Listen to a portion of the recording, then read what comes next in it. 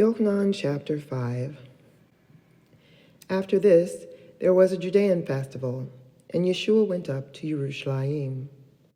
In Jerusalem, by the sheep gate, is a pool called in Aramaic Beit Zata, in which lay a crowd of invalids, blind, lame, crippled.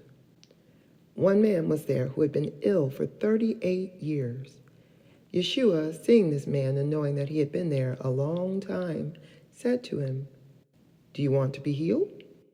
The sick man answered, "I have no one to put me in the pool when the water is disturbed, and while I'm trying to get there, someone goes in ahead of me." Yeshua said to him, "Get up, pick up your mat, and walk." Immediately the man was healed, and he picked up his mat and walked. Now that day was Shabbat.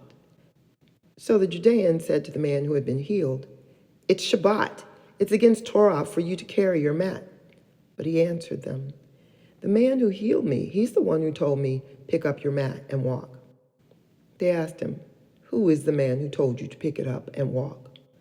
But the man who had been healed didn't know who it was, because Yeshua had slipped away into the crowd. Afterwards, Yeshua found him in the temple court and said to him, "See, you are well. Now stop sinning, or something worse may happen to you."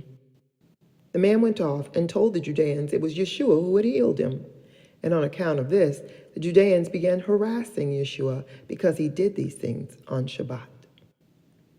But he answered them, "My Father has been working until now, and I too am working."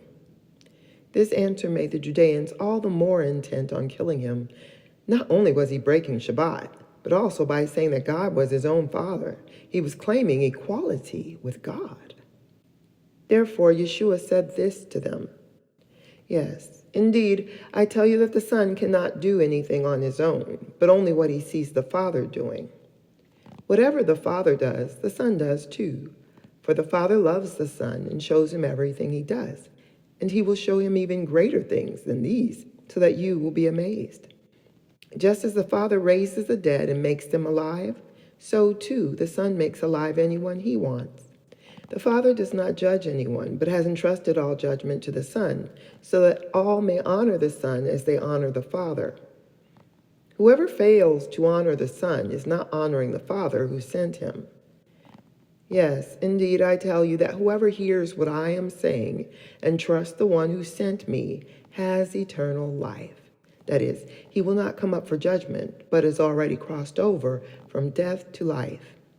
Yes, indeed, I tell you that there is coming a time, in fact, it's already here, when the dead will hear the voice of the Son of God, and those who listen will come to life. For just as the Father has life in himself, so he has given the Son life to have in himself. Also, he has given him authority to execute judgment, because he is the Son of Man.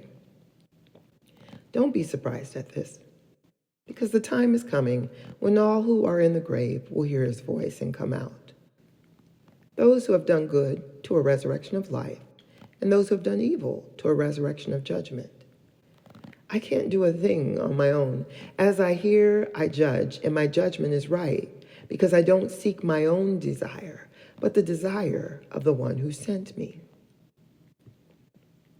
If I testify on my own behalf, my testimony is not valid, but there is someone else testifying on my behalf, and I know that the testimony he is making is valid.